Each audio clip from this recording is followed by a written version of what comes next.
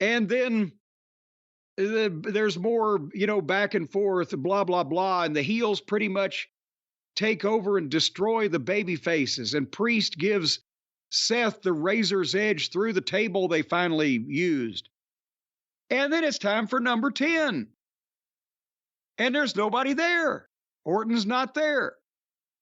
And then here comes Rhea with the briefcase and the referee. She's going to take it to Priest. He's going to cash in on Seth while he's laying there. And before the actual cash in can occur, then Orton's music hits, and then here comes Randy Orton, and the place goes ballistic. Now, Brian, do you know what my biggest problem is with what I just said and what they've done here? No. Why was Randy late? Why wasn't he in the cage with his other partners? Exactly. If he was there, why did his partners didn't see him? He just got there and changed when the match started. Nobody sent a word out. They didn't close up the loophole. They were milking it because people would think it was Punk. And people did chant mildly throughout some parts of the match, CM Punk, CM Punk. And they wanted to milk it just to see if Orton was going to work together with the other guys, whatever. But there should have been, and maybe there will be on Raw. Maybe he'll say, oh my God, my cell phone was dead and the fucking limo was in a ditch and we couldn't call. And so I got there and changed in the limo on the way. But any reason, even in storyline, why that Orton would have been late, not there. They didn't know where he was. The partners didn't know. What was the delay? He came out walking normally like nothing was wrong.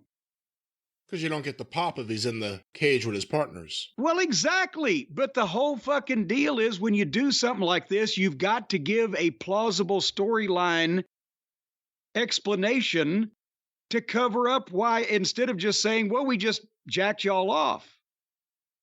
You see what I'm saying? There was no reason for him to be late.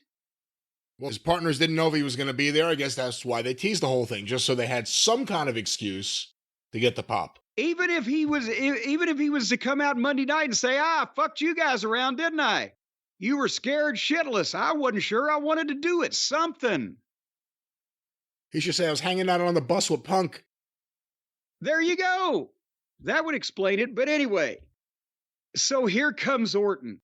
And he makes a comeback. First on Dominic, and then on JD, and then on Finn.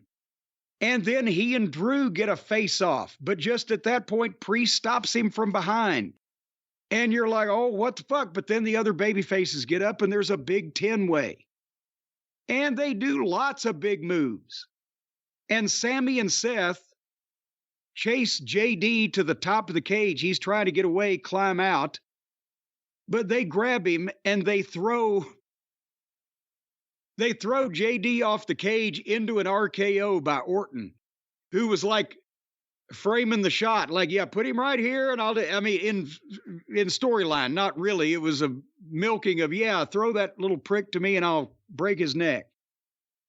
And then after he did that, that was the big RKO, which we needed to see. And then Orton feeds Priest to Cody, who hits the crossroads, 1, 2, 3. So Priest is the one who dropped the fall, when I thought it would be JD because I figured he'd play the J.J. Dillon part. But JJ McDonough. JJ McDonough, that's his new name. JJ McDonough took the big RKO that Priest couldn't have taken, and then Priest did the job for Cody. So that everything was perfect with the finish, and everybody was in the place they should have been. No explanation for Orton being late in storyline.